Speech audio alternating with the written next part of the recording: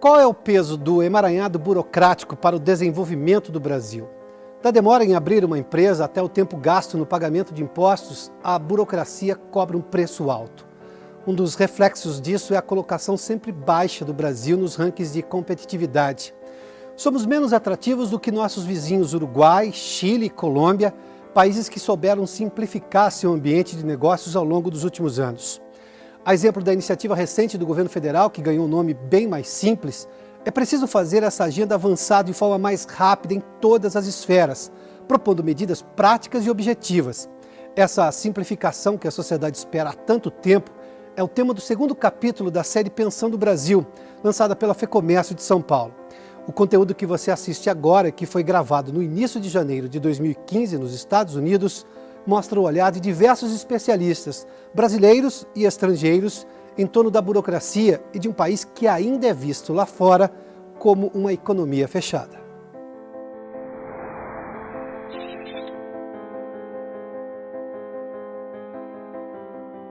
A despeito de, em vários aspectos, o Brasil ser um país fechado, ainda muito fechado. O Brasil é um país fechado? O Brasil é um país fechado. O Brasil é um país cujos índices de exportação e importação,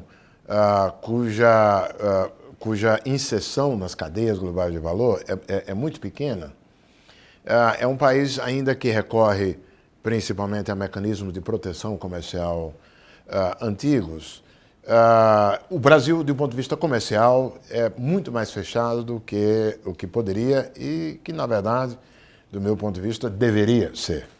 Tem que abrir a economia ao comércio internacional, mais investimentos internacionais, quer dizer, o Brasil é uma das economias mais fechadas do mundo.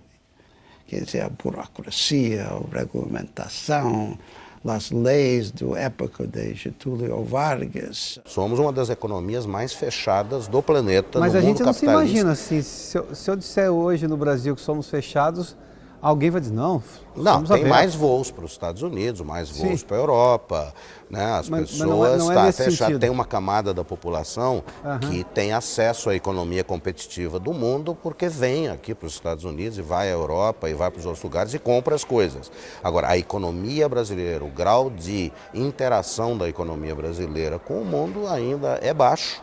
Por isso, em parte, que a economia brasileira perde competitividade. Na medida que ela não está exposta à competição, ela vai se acomodando, vai perdendo competitividade e os índices todos mostram isso. I mean, the trend in public policy over the last, well, certainly during Dilma's mandate and maybe earlier under Lula, the trend was away from a more open economy.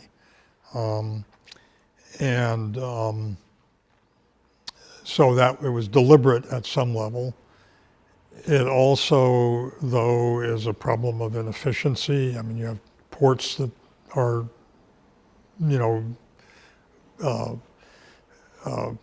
lessons in inefficiency. Yes. The trucks lined up for days and miles. You have airports that are in terrible shape. You have roads.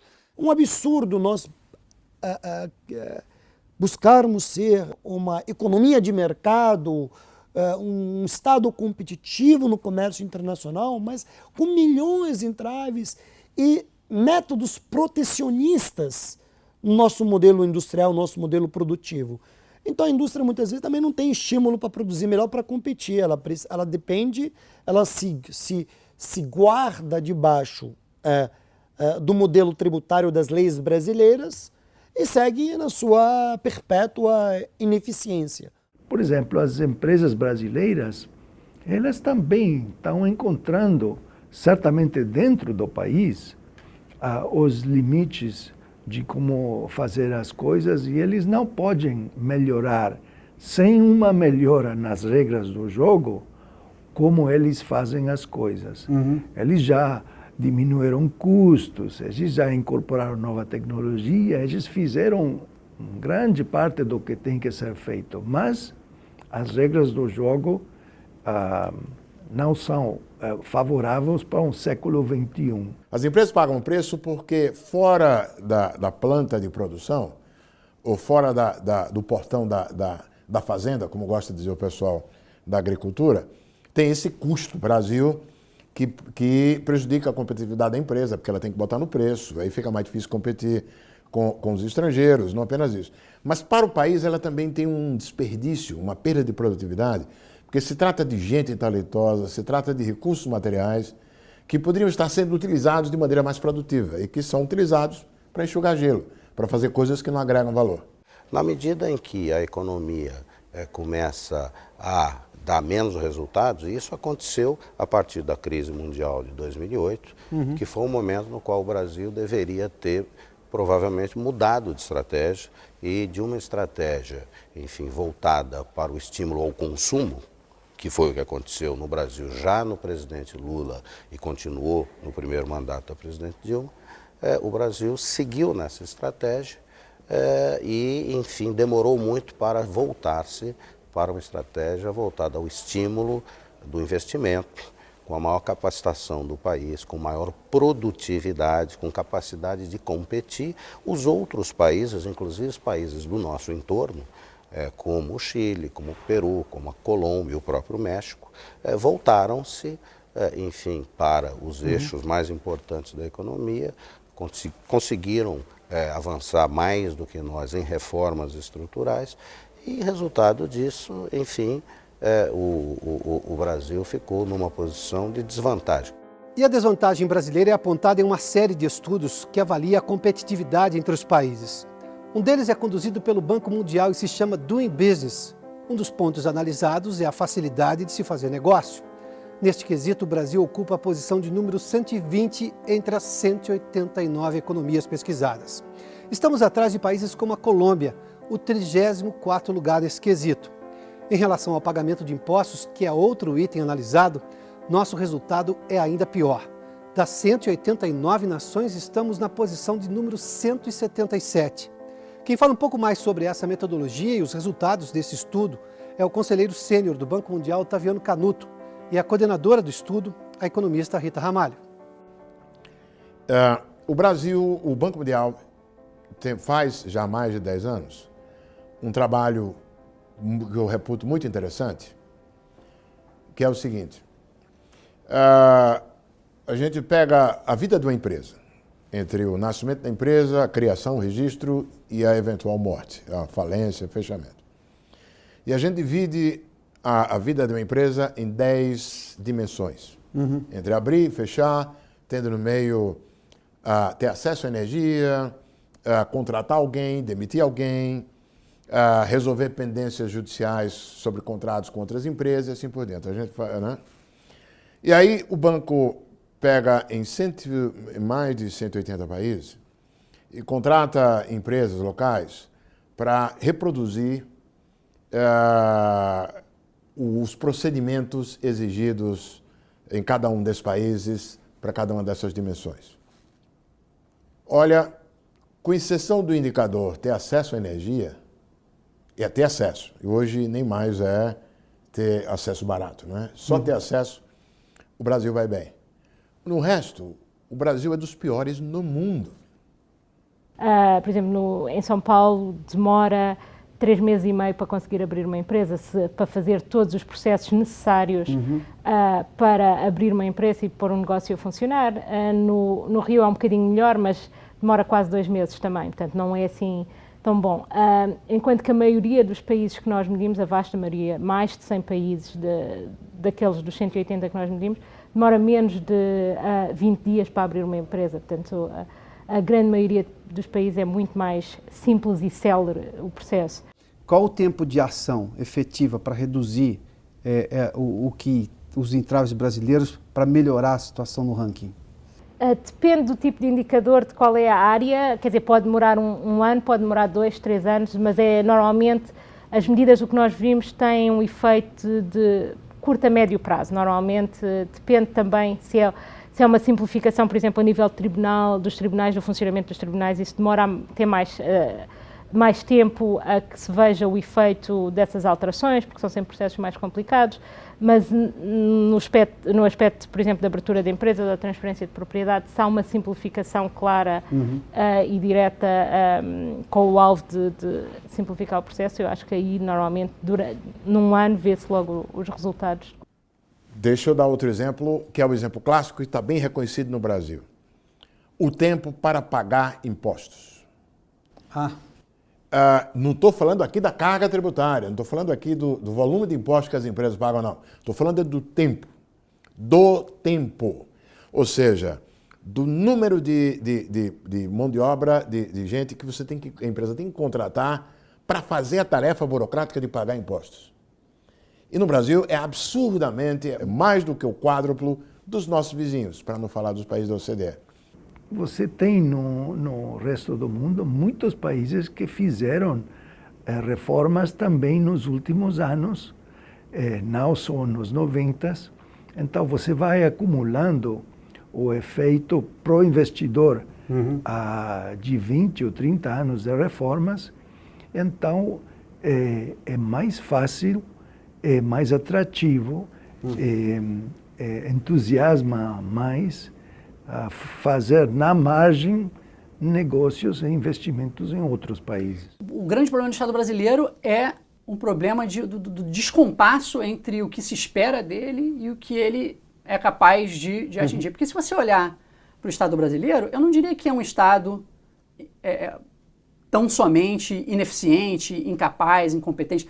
Tem vários nichos, várias dimensões, no qual o Estado brasileiro é extremamente eficiente, extremamente capaz, não só porque se você olhar para determinados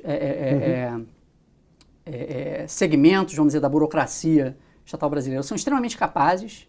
Basta olhar a Receita Federal. O Brasil consegue arrecadar impostos de uma forma que países do mesmo patamar de desenvolvimento não conseguem. Por que o Estado consegue ser eficiente em algumas áreas e não em outras áreas? Uma bela pergunta. Uma hipótese é a politização, que a politização de algumas agências diminuiria a capacidade dessas agências. E, de fato, quando a gente compara, por exemplo, o Ministério da Fazenda, de altíssima capacidade, com, por exemplo, o Ministério dos Transportes, a gente vê que há uma politização, uma partidarização dos cargos dentro desses, do Ministério dos Transportes muito maior.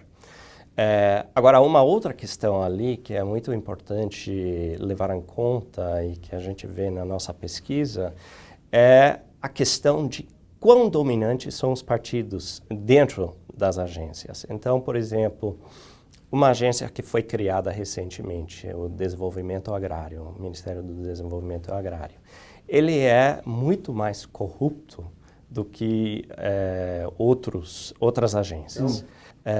A gente vê uma correlação muito forte ali entre dominância de um único partido e problemas dentro da burocracia. Eu sempre conto essa história de um amigo meu aqui, né, colega meu aqui, que uma vez estou aqui trabalhando no meu escritório, ele bate na minha porta, ele é sueco. Ele fala assim: Felipe, eu estou precisando de uma coisa aqui, eu estou precisando que minha mulher precisa mandar uns documentos, umas cópias de documentos lá para a Suécia, e eu preciso que você autentique para mim a cópia. Eu falei: eu? Autenticar a cópia? Assim, não, você olha aqui, ó, tá aqui o original, tá aqui a cópia, você diz que você assina aí, diz que você conferiu. Como assim? Não, porque na Suécia é assim, você pede para qualquer cidadão e o cara dá fé de que aquilo é...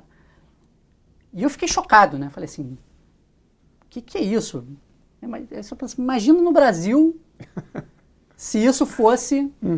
Por que não é? Agora, aquilo existe dentro de um contexto, né? Dentro de um equilíbrio social no qual você não pode tentar implementar né? Muitas vezes isso é uma coisa que não é só no Brasil. Muitas vezes você vendo políticas de desenvolvimento pelo mundo afora, o cara fala assim, não, o que o país X da África, o que a Zâmbia tem que fazer é passar uma lei de licitações igual a da Dinamarca, porque isso é o best practice, né? Que se chama, né? É o estado da arte Aí o cara vai lá, passa uma lei lá pô, igualzinho, copiou lá da lei da Dinamarca. Não adianta nada, porque não é só o que está escrito, né? Não é só a canetada, né? Você pode, muitas vezes, tentar resolver na base da canetada, mas você vai ter vários efeitos colaterais que vão ser um pouco complicados. De novo, isso não é para justificar imobilismo de forma nenhuma, e não é para dizer assim, eu acho que existe muito espaço no Brasil para você reduzir, você não precisa virar a Suécia, né? Mas existe, entre o Brasil e a Suécia, existe um espaço, e você pode mover nessa direção, mas eu acho que, de novo, achar que a canetada vai levar você todo esse caminho, não vai. O nosso conceito de eficiência ainda é muito ultrapassado, né? Se o sujeito conseguir fazer algo minimamente razoável, achamos que o sujeito é ultra eficiente, etc, etc. Não é. Então, nós precisamos pensar, desburocratizar o Estado e pensar a eficiência a partir de outros parâmetros, a partir da produção qualitativa, a exigência sobre a produção qualitativa, a consistência da produção qualitativa, né? E a penalidade quando isso não acontece, como parte do processo de desenvolvimento e da eficiência do Estado. Agora, isso é um vespeiro, ninguém quer tocar. Uma alternativa seria confiar mais no cidadão comum, menos regras para as empresas, menos entraves para o empreendedor e mais foco sério nos problemas que mais afeta a nossa competitividade internacional, que são problemas, afinal, simples. Eu faço um convite que as pessoas pensam, vamos sim, entender que várias coisas, burocracia, menos burocracia vai ajudar. Sistema fiscal mais eficiente vai ajudar. Eliminar corrupção e gastos desnecessários vai ajudar. Nível de educação maior, de maior entendimento das coisas para um debate político mais rico, vai ajudar. O melhor livro escrito sobre Brasil, acho que era escrito por um austriaco, se chama Stefan Zweig, em 1942, que foi o título do livro, um livro curto, O Brasil, o País do Futuro. Quer dizer, sempre vai ser o futuro, porque sempre quando chega a um nível, a gente quer mais, quer melhor. O que nos falta, em grande medida, ter o que eu chamo de pacto nacional. Criar políticas públicas necessárias, sistemáticas, planejadas, organizadas, de médio e longo prazo. Não como uma plataforma partidária. O Brasil tem uma massa crítica, uma massa intelectual farta. Tem profissionais altamente qualificados e gabaritados para moverem essas reformas. Agora, resta saber se nós vamos seguir com esse modelo de privilegiar a eficiência, a competência, ou queremos privilegiar a acomodação de interesses. Então, nós precisamos decidir o que nós queremos. Dentro dessa lógica brasileira, desse histórico de posicionamento nessa pesquisa, a senhora está otimista ou pessimista em relação a esse posicionamento brasileiro de decidir ser mais simples, menos burocrático, mais efetivo para ter um avanço mais rápido? Quer dizer, eu estou otimista, se calhar eu sou otimista por natureza, mas eu acho que é possível, tem que haver vontade e esforço. Quer dizer, não é fácil, claramente, e vai envolver muito trabalho dos vários níveis de governo para conseguir simplificar o processo, mas eu acho que vale a pena e é um bom esforço para o país e os cidadãos vão dar valor a esse esforço e aceitar. Portanto, e é isso que nós vimos noutros países, que os cidadãos gostam do facto das coisas serem mais simples, que têm mais confiança no governo, se veem que o governo está a fazer um esforço para olhar para o cidadão como um cliente e não como um paciente, alguém que o governo tem que tratar, mas não alguém que está em parceria e que está a tentar ajudar. Portanto, eu acho que há valor nisso e há retorno nisso também.